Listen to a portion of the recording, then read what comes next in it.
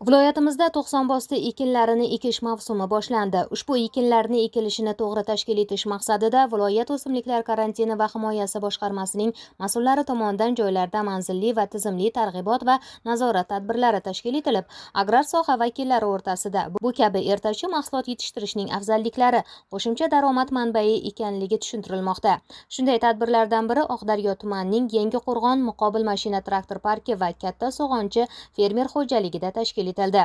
Aholini sabzavot mahsulotlariga bo'lgan talabini to'liq qondirish maqsadida hosildan bo'shagan maydonlarga sovuqqa chidamli ekinlardan sabzi, piyoz, osh lavlagi, ko'katlardan esa seldiri, kashnich, ukrop kabilarni 90 bosti muddatida ekib yetishtirish muhim ahamiyatga ega.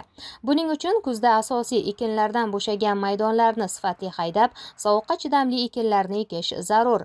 90 bosti usulida ekilgan sabzavot urug'lari yerdan juda barvaqt unib chiqib, tez rivojlanishi hisobiga hosil erta yetiladi. Hozirgi muddatda sepilgan sabzavot urug'lari qishi bilan unmaydi, balki qishki yog'ingarchiliklarda tuproqdagi namlikka to'yinadi va havo harorati 4-5 darajaga ko'tarilganda ko'klamda barvaqt begona o't urug'laridan oldin yer namiga unib chiqa boshlaydi.